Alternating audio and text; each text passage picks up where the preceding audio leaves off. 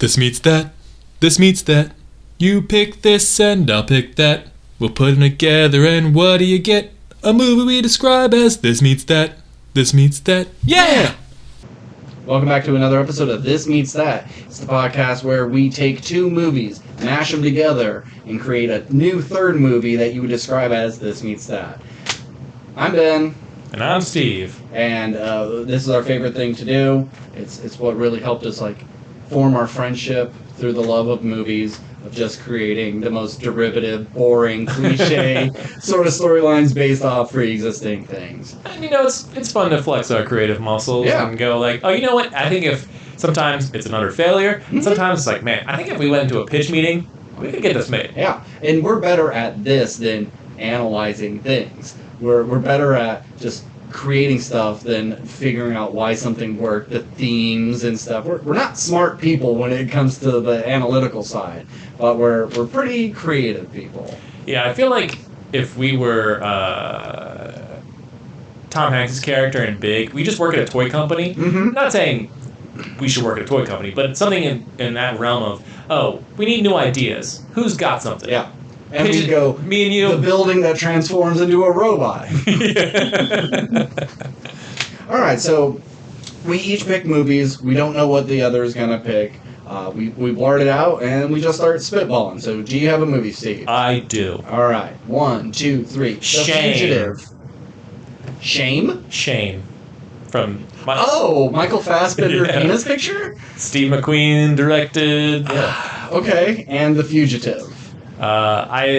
Is this the one I may have... You may not have seen. Yeah, I've seen pieces of it. It's easy enough. Tommy Lee Jones going after... Harrison Ford is accused of killing his wife. He didn't do it. It was the one-armed man. I don't care. Yeah, I didn't kill my wife. I don't care. Jumping off waterfalls, escaping from a prison bus, when there's a train coming and he's got his ankles chained together.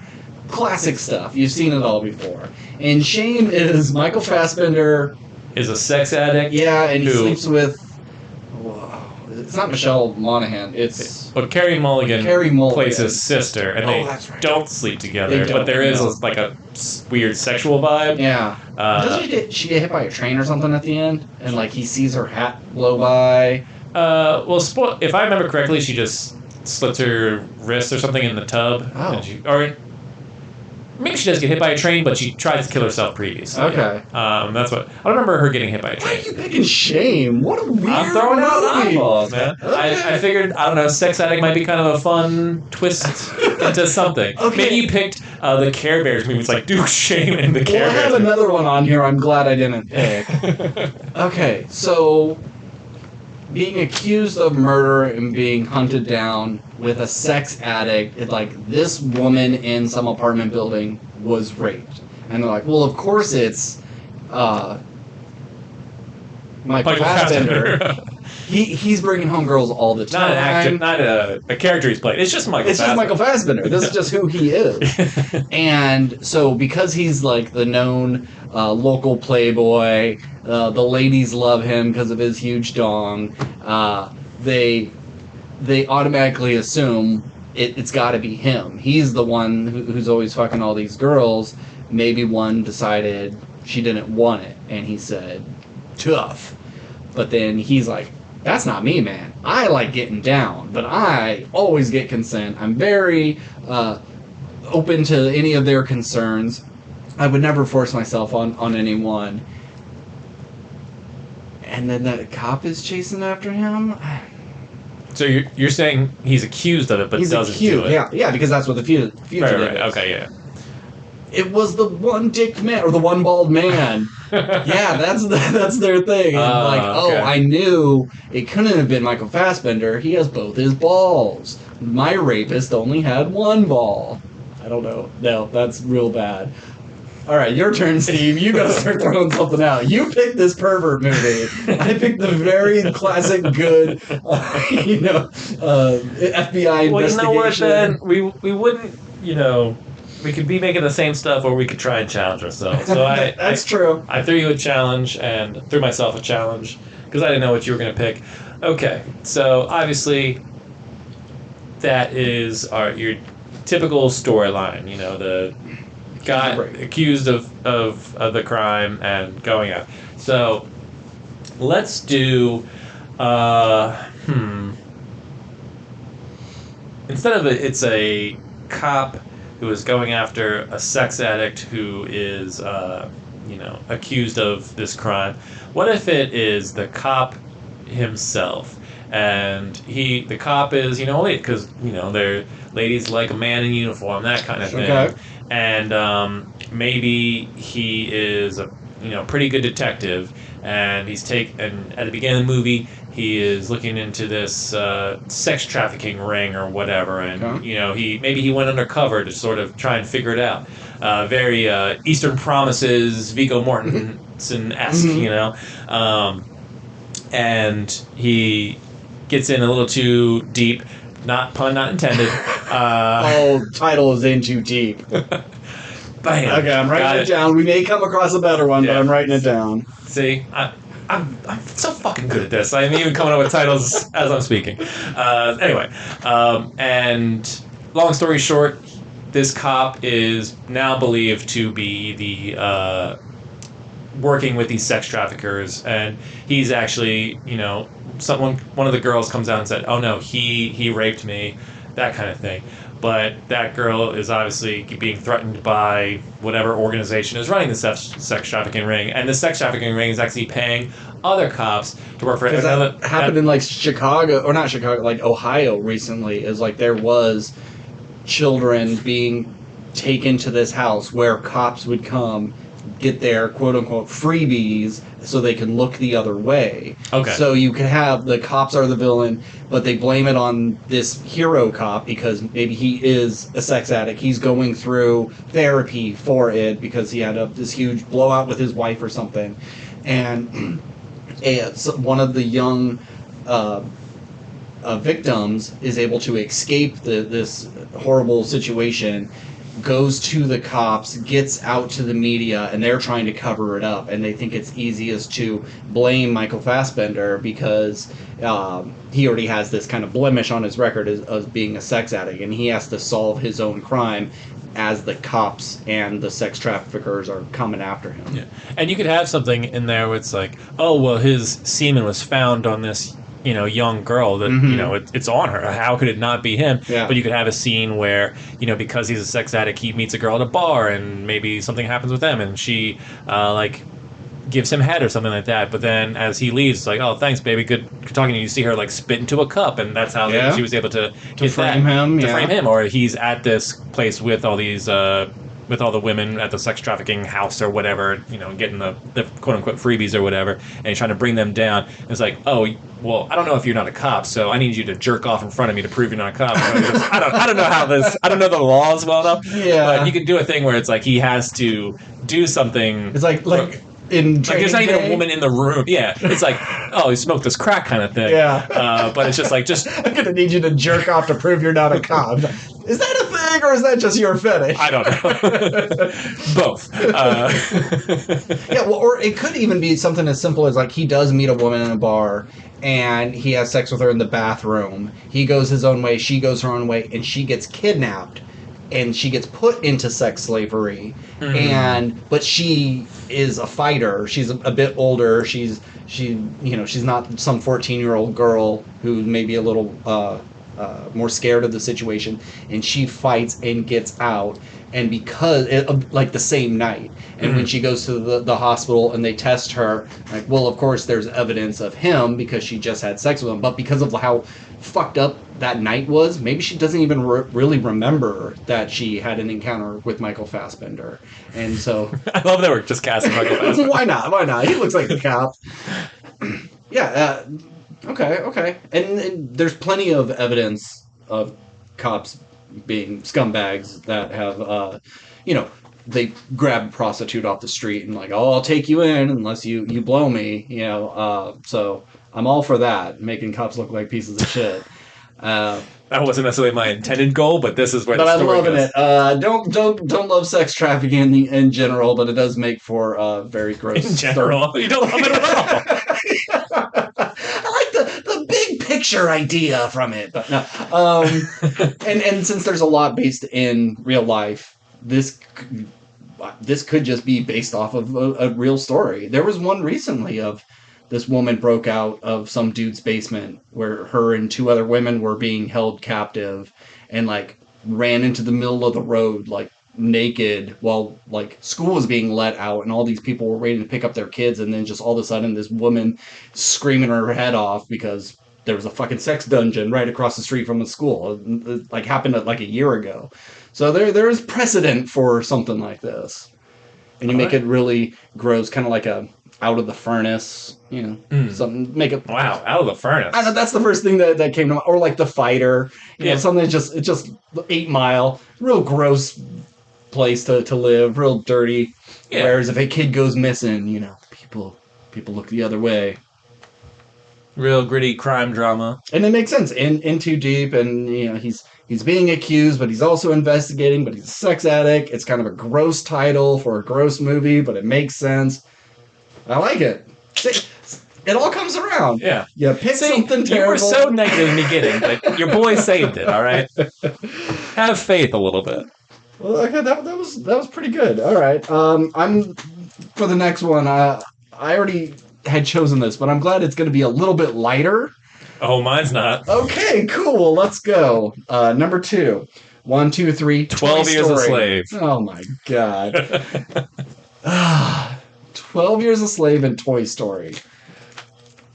I swore we've done 12 Years a Slave, but that's why that's the one I thought was on our list, but it wasn't on there. So okay. Unless I'm blind and missed it, you can double check me. No, I don't think it's on there, but it just feels like something. Yeah, it feels like something I've done. Okay, because we just love slave movies. Horrible, terrible things. Okay, and Toy Story. The toys are slaves. I mean, it's kind of you just do Sid's Room, Yeah. You don't do the happy movie, you do the Sid horror show. Okay. Not that they were necessarily slaves, but you don't have to go the slave route. It can just be a awful treatment of toys and that sort of sense. Imagine, like, a world where we have robots. Mm-hmm. And they are our housekeepers and, our taxi drivers and whatever. And people have... They're for servitude, Sure. They are our construction workers. And they are told, like, you have them sentient, and they're told, you give us, it doesn't have to be 12 years, but let's say you give us 20 years of hard manual labor, we send you to the island of misfit robots or whatever, and you get to have your freedom, and you get to go do your own thing. You put in your time, and then you get shipped off. But that's a huge fucking lie. It's like The Island. I was just going to say, this sounds like The Island. And so they do their work, and then they're going to be destroyed and put in a furnace or a landfill or something. And you have these couple of misfit AI. Okay, this is like The Island meets AI, artificial intelligence, really. iRobot. Yeah, and they break free and realize, like, oh, our brethren are being completely mistreated. We need to fight back, get the other robots aware of what's going on. Ooh, we'll call it self-aware. Just going to write it down real quick. I don't know. Hit me with something. I'm going to lean more into the toy angle. Okay. Now imagine it's... Santa Claus, and he, has been delivering toys to ungrateful children for a long time, and centuries of 2000, whatever it is, and these kids these days aren't as good as they used to be, or whatever. They just care about their computers and their Tamagotchis. Kids are big into the Tamagotchis. I couldn't keep a straight face for it. And so he's like, all right, well, I'm going to give them something they're not going to forget. So because he's a magical man and he runs his toy shop like a sweatshop. He's changing the game. He was a good man for a long time, but now he's out for blood, so he treats his elves like shit. And we've seen the sort of idea of the elves being in a shitty Santa Claus. That's not the story here, though. This is just like Santa's kind of gone bad. He's like, all right, I have magical powers. I'm going to imbue these toys with life. But their job is to not bring joy to children. They're here to make their lives shit. So at first, the Christmas comes, toys get open, or birthdays, whatever it is. And the kids are just like, oh, wow, talking toys, this is so great. And the toys are just like, don't tell mom and dad, they won't believe you. And then the toys just kind of tell the children to do bad things and kind of become the puppets, kind of become the puppet masters. Okay. And so it's not so much a slave movie, but it's getting children to do bad things, maybe even to other children, because like, oh, Woody told me to, and like, parents are catching on. It's like, why is my kid acting so bad? It's like he says the toys are talking, like the parents aren't believing him, or they're thinking the kids is going crazy. So it becomes more of a horror movie in that sort of sense of just evil toys using children as slaves to their evil bidding, but really it's Santa's evil bidding. Mm-hmm. But what's the bidding? To do what? To make. Because Santa... Look, man, I'm spitballing here. No, Santa is, like I said, tired of all these shitty kids. So he's like, all right, I'm going to make them really shitty. And, maybe his goal is if I make the kids shitty, the parents will discipline their children. Because maybe that's his thing. It's like parents don't discipline their children anymore. So it's like if I make them really bad, the parents will have to step in and do a thing. But instead it just has made a monster of children, and things get out of hand, and kids are getting hurt, and maybe they're sort of like a martial, the famous whipping scene in 12 Years a Slave. It's the parents spanking their children kind of thing. It's just, it's all this awful stuff. So now the parents are doing awful things to their children, and it's all just awful. And I don't know where the turnaround is. I don't know if they like have to hunt down Santa. I'm just saying, I'm spitballing here. Okay, let me jump onto yours. Santa is a good guy. Santa's not going to make kids bad. His whole thing is rewarding the good kids and punishing the bad kids. So I say it's an elf. It's an overworked elf. He's sick of, population is out of control. There are too many kids to deliver toys to. So if he can start making some defective toys that cause some mischief, like Santa can't see everything, his list just automatically updates whether they're good or bad. So the toys will do naughty things, the parents will blame the kids, and then that instantly changes their status on his list. Whether the kid was actually good or not, maybe it pulls the information for how the parents see the children, something. So he's trying to get as many kids on the naughty list because that makes his workflow a little bit easier because they don't have to make nearly as many toys. And so Santa finds out, like, oh, I have this evil or a bad guy elf on my team, and Santa has to go and stop all the evil toys.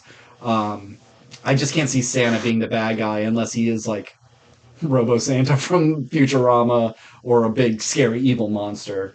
But I just don't know what you do with that story. Yeah, toys that are malicious. Or, maybe I kind of said it before, but maybe you do the sort of Sid's Room version. Here's Toy Story, but here's the dark version of it. Like, here's Toy Story if the kid who played with toys was a real piece of shit. And maybe he's, the toy, because at one point Woody in the Toy Story movie goes, says something to Sid and freaks him out and gets scared, and so Sid stops fucking with toys. But what if Sid realizes that these toys are sentient, they can talk, that they have thoughts and feelings, but he makes them do things. It's like, hey, do my homework. And so they're doing his homework, and it's like, oh, my room's messy, do my chores. So he kind of uses these toys as slaves. Or it's like, oh, hey, my sister, she's having a boy over, go push books, like sneak onto her shelf, and there's books over her bed, like knock it over onto her boyfriend's head or whatever. And he's just using these toys, I don't know, and basically it's just the toys going like, hey, and maybe the toys, because they only know this kid, they don't know what they don't know that other toys exist. This is this room, this house is their whole world. Yeah. And so maybe they meet a toy that is treated well by another kid, and so it's like, oh well, we have to get to Andy's house, and so now it's a runaway slave story of just now Woody has to travel and like run from Sid, and Sid's like, oh, I can't let this one get away, he's the leader of my toys. And so now maybe Andy's house is down the block or maybe in the next town. I don't know how you really make, but so then it becomes Sid hunting Woody down, and Woody's just trying to look for a better life, or and then maybe he's able to. So that's the story, and I think that could be kind of fun. Yeah, if the toys are not alive until a kid starts playing with them, and if the kid plays with his GI Joes in the way the show represents GI Joes, they just act like those characters. But if that kid takes a cute teddy bear and it's the big evil monster of his little plaything, that's the characteristics it develops. So you have a bunch of characters who may be nice toys in the real world, but because he plays with them a little more violently, that's all they know. That's who they think they are. So when they come across a normal toy that is played with a nice person, they don't know how to be because they've always just been the bad guy toys. But I do like the idea of a kid figuring out his toys are alive, or they become alive somehow, and he uses it for his own mischievous things. That seems like a very 80s movie where my toys are alive and I'm going to go sneak into the hot neighbor's house and, take pictures of her changing, or, stealing the candy bar from the grocery store, like getting revenge on his bully at school. Yeah, maybe it's kind of starts out innocently enough. Yeah. But then, the toys are just like, oh, I'm making him happy. But, oh, yeah, it's a bully thing. Well, we, put gum in the bully's hair, but that didn't really stop it. It just made the bully angry. We need to stop this bully for good. Or maybe, they accidentally kill the bully, and they're like, oh, well, that really worked out. Yeah, we'll did keep doing thing. That. And then they have a little... Then we're getting away from the slave aspect of it. Sure. Not that it necessarily needs to be. That's just a jumping off point. But, I mean, I kind of like the idea of runaway slave Woody. But... Yeah, because you could have some toys who, really go hard on that, and then you have the one toy that got taken by the little sister and is played in the tea party sort of thing and learns how to be nicer, and then when is taken back by the boy, it's like, I learned some things. They treat us better over here. If we get across state lines, we can, be free from this kind of thing. I think that'd be a not maybe a fun, but that'd be a good way to sort of teach that sort of thing to children. It's like, here's themes of oppression, and it's like, this is what people have gone through, but in a child safe, quote unquote way.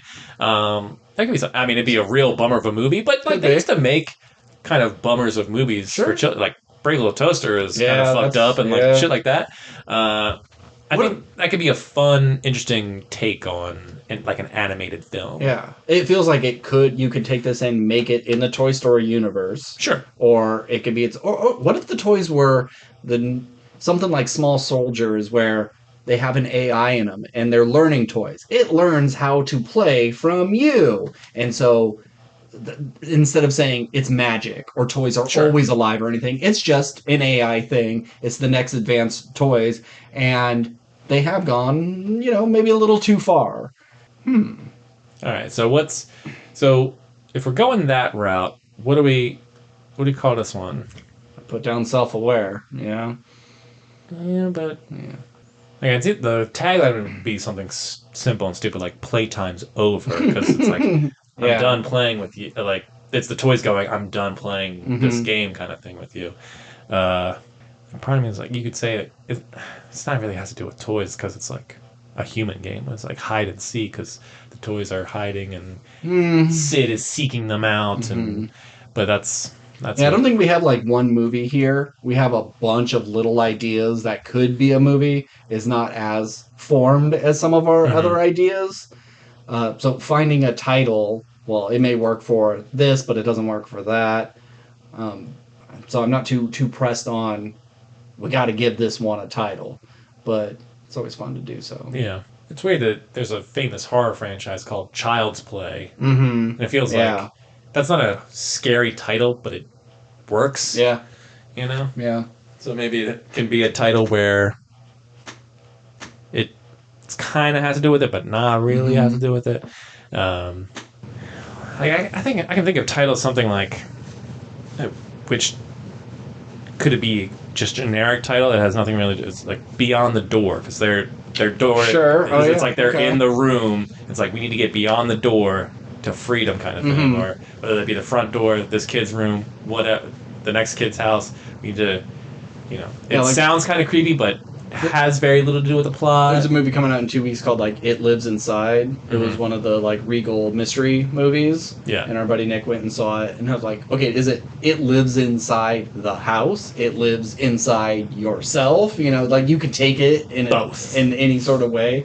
So yeah, this could have a title like that.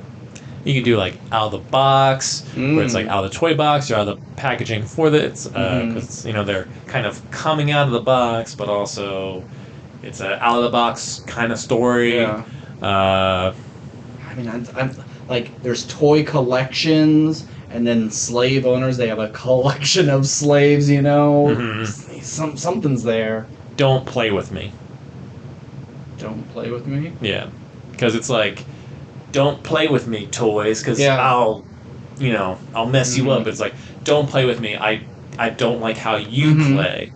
And it's also sounds kind of scary and intense. It's like, oh, you see on a poster there's a toy and it says, don't play with me. Well, what's that about? Is the toy a villain? Is the not suitable for ages 12 and up? Or shit, that's a good one. Yeah, You know, but tagline. Anyway.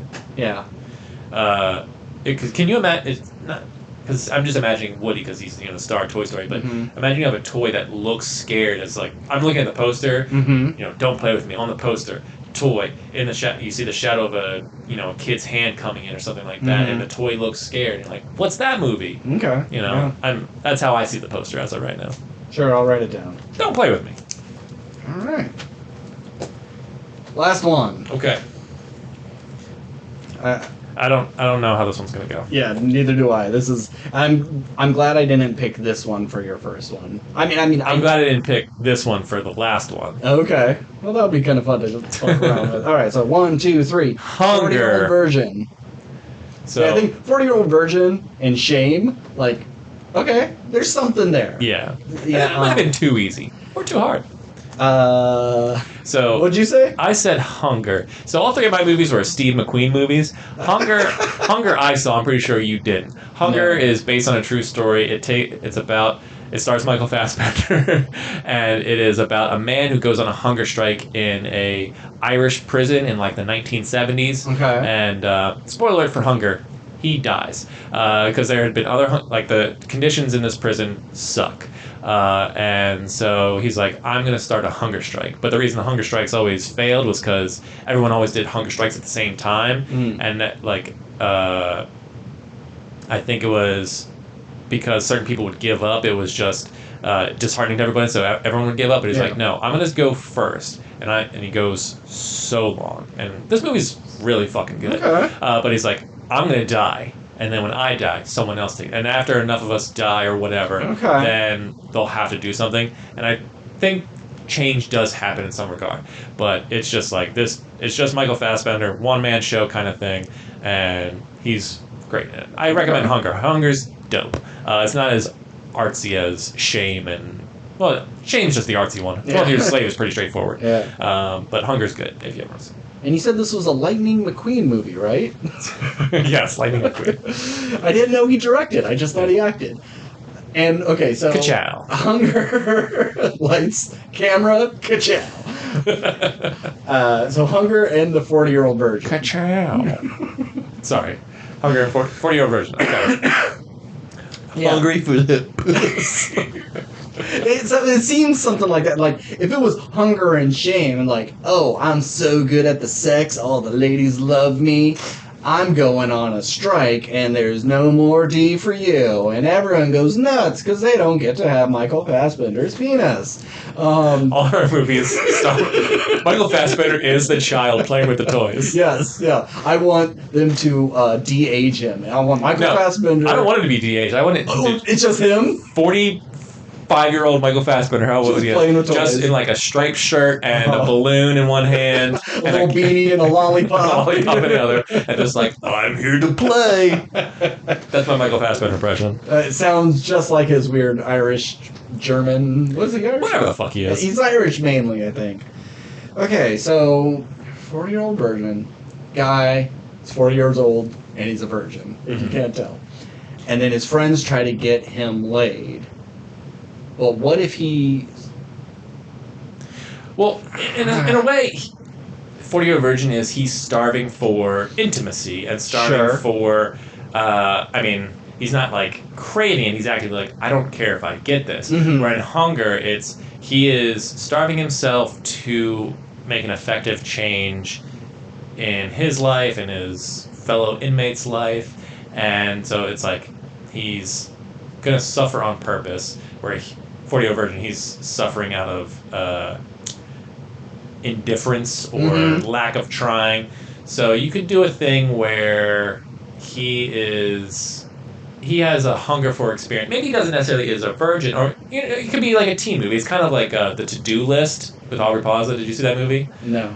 So the To-Do List was Aubrey Plaza. She didn't do anything sexual when she's about to go to college, and so she makes a to-do list. I'm going to do a blowjob. I'm going to do this. Hand job, sex, whatever the fuck it was. And she's like, I'm going to do all this before I go to college because I don't want to be a fucking loser. Yeah. When I get there. If you don't do anal before college, you're a fucking loser. I don't know. I think that was the joke. She wrote down anal. She's like, no. And crosses it out. So anal, I don't think made it onto the list. So you have this character who's like, you know what? I've been in a prison of my own embarrassment or shame, whatever. Bring it back to shame. And it's like, so I haven't done anything sexually, or maybe I did one thing and it didn't go well, so I just stopped. Or do you go the other way where he's like, I used to have so much sex and it's made me incapable of having a normal relationship. I'm going to go on a sex strike.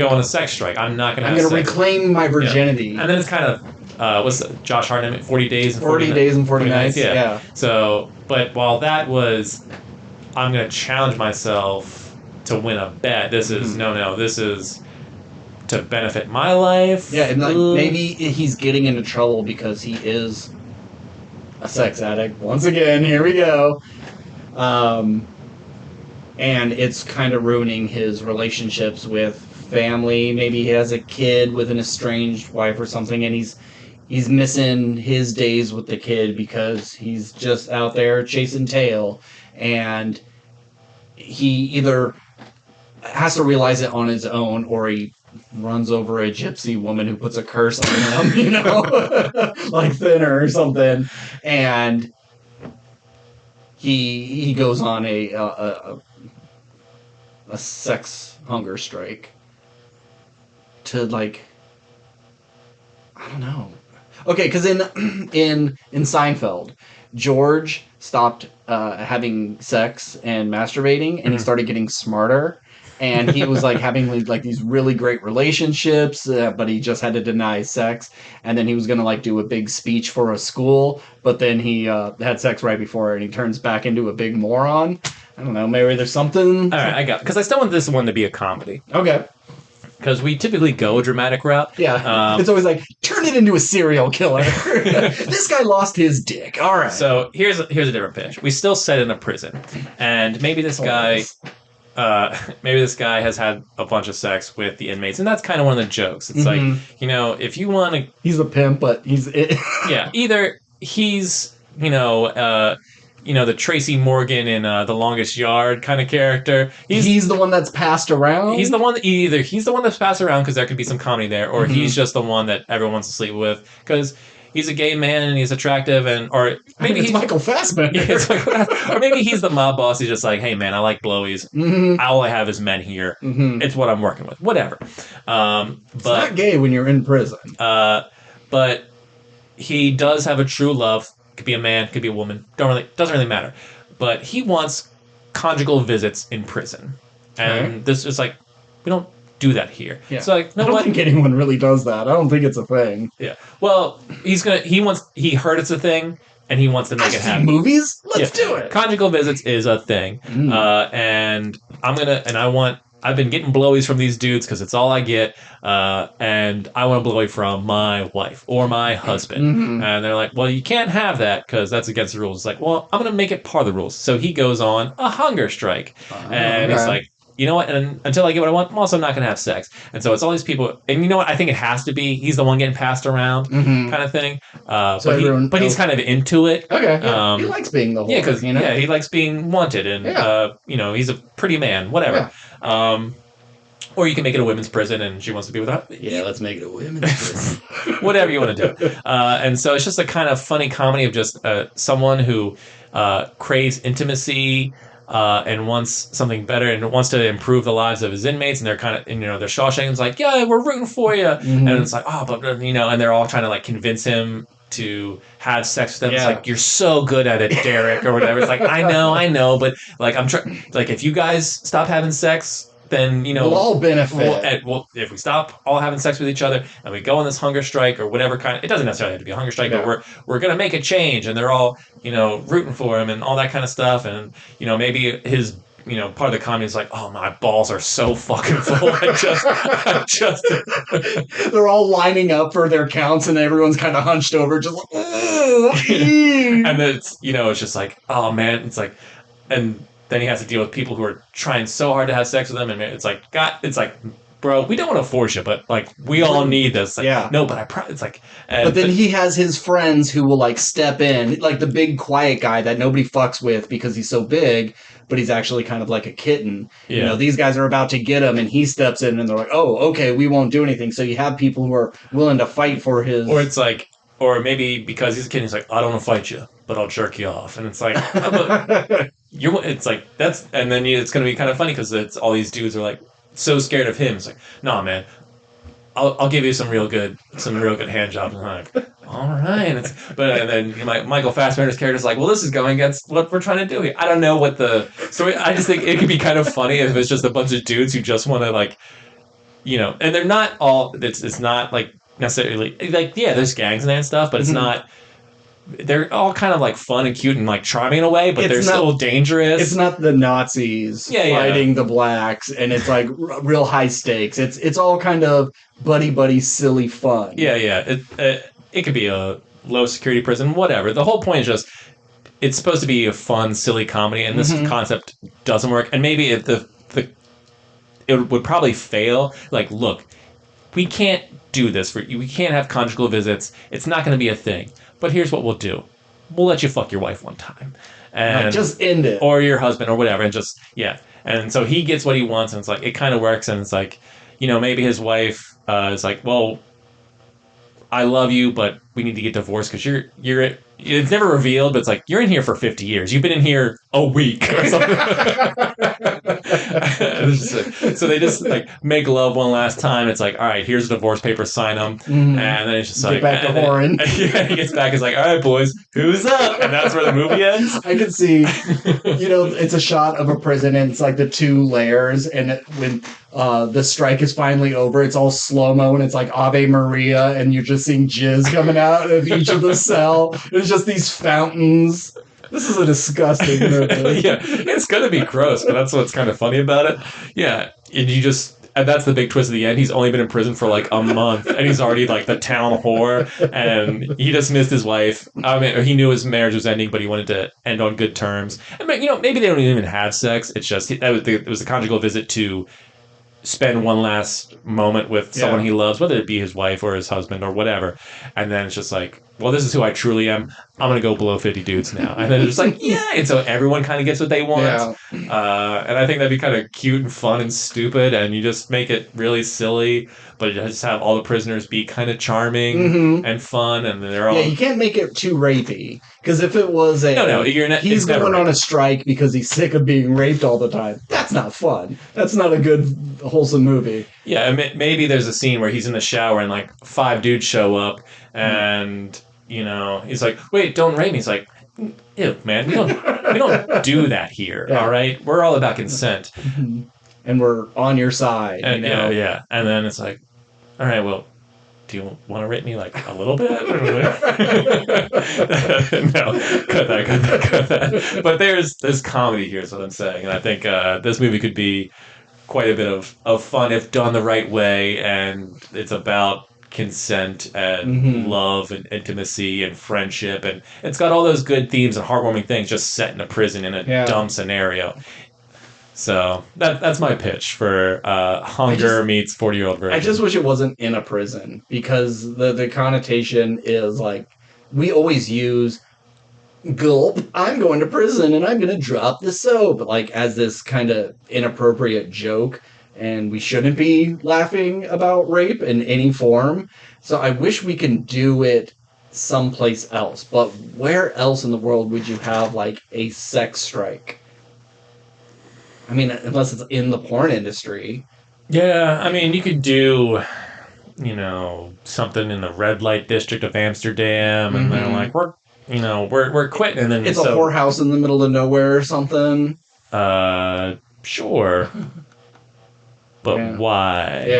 Yeah, we're closing up our vaginas. We're doing a sex strike.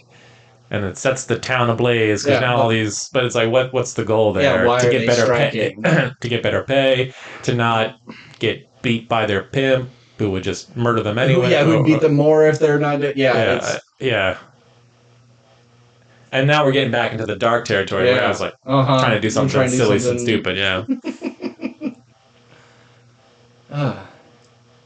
Okay, so what would you call this? In the pokey? No one's called it the pokey since the 1940s. Yeah. That's funny though.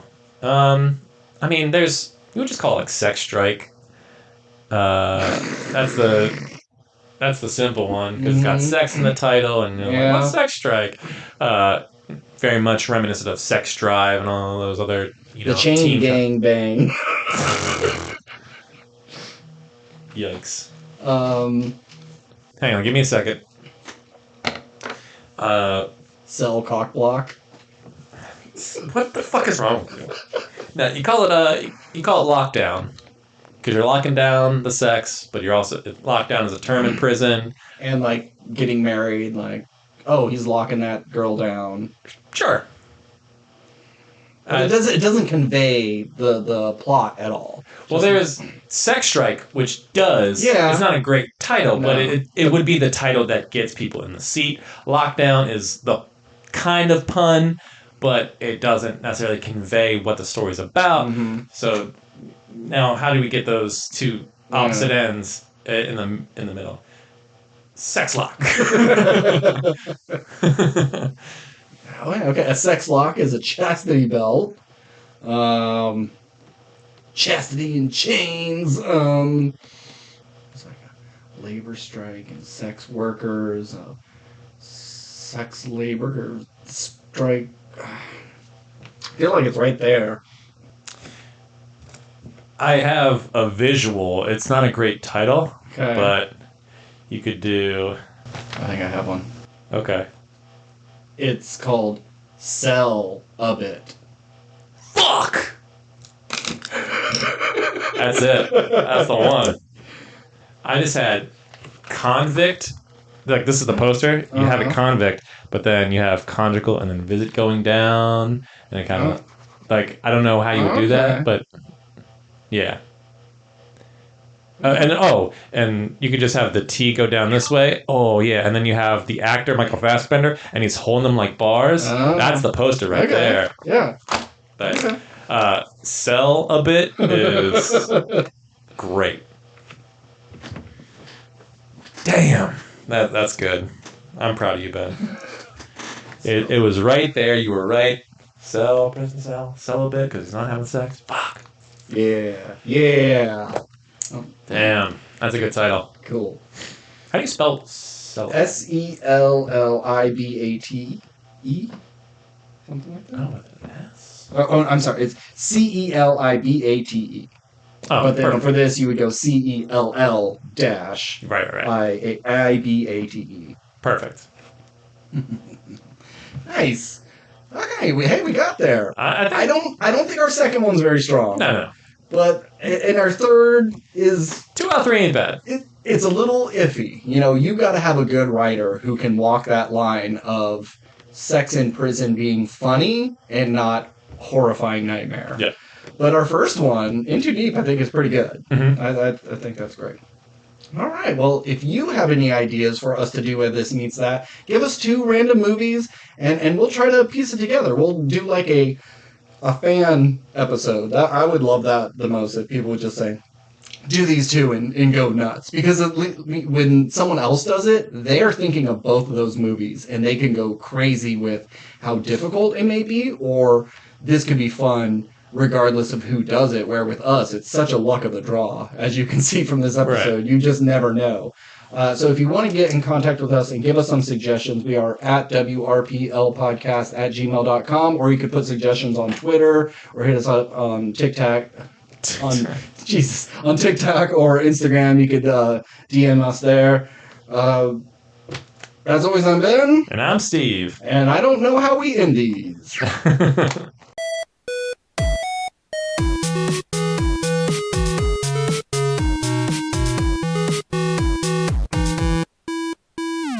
I'm gonna need you to jerk off to prove you're not a cop.